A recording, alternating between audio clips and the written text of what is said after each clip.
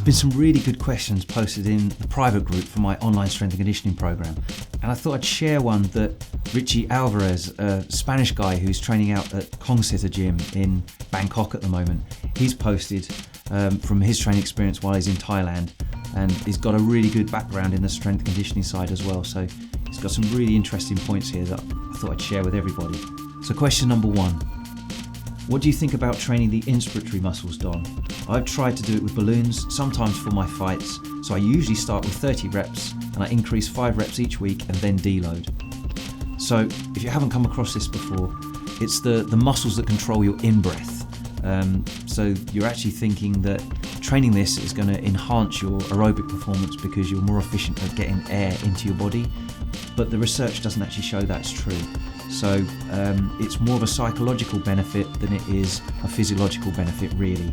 So the volume of air going into your lungs is probably less important than how efficient you are at using the oxygen in that air once it's in your lungs. So to improve your aerobic capacity, your VO2 max, then you actually need to be more efficient at transferring the oxygen in your lungs into oxygenated blood and get that to the muscles. So aerobic performance is better improved by a more efficient cardiovascular system, so that's how your heart pumps that oxygenated blood around the body and the volume of oxygenated blood it can get to the muscles, and then how efficient your muscles are at then using that oxygenated blood for energy.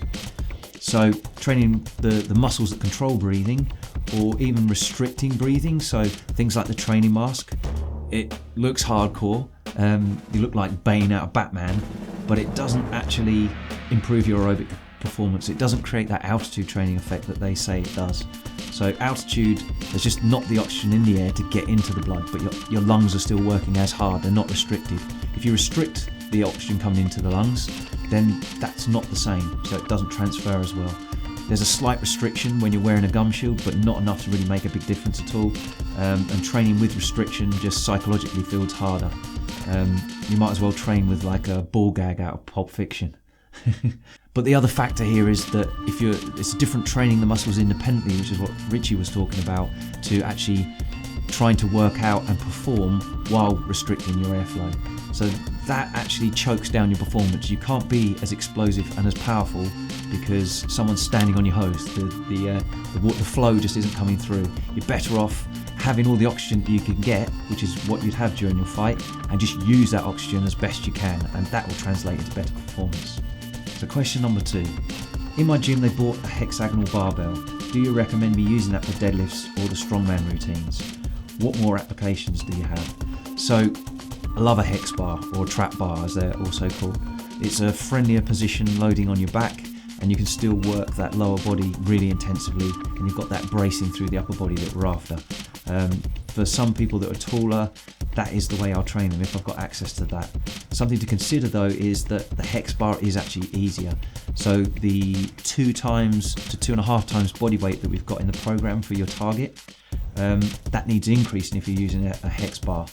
I think the research showed something like, when I looked at that, you can expect to get about 8% more on a lift with a hex bar than you would with a regular barbell. So just bear that in mind. You can use them for the deadlifts and loaded carries like farmer's walks and stuff like that. I don't tend to do much more with them than that. And bear in mind that a hex bar can weigh a lot more than the Olympic bar in the first place.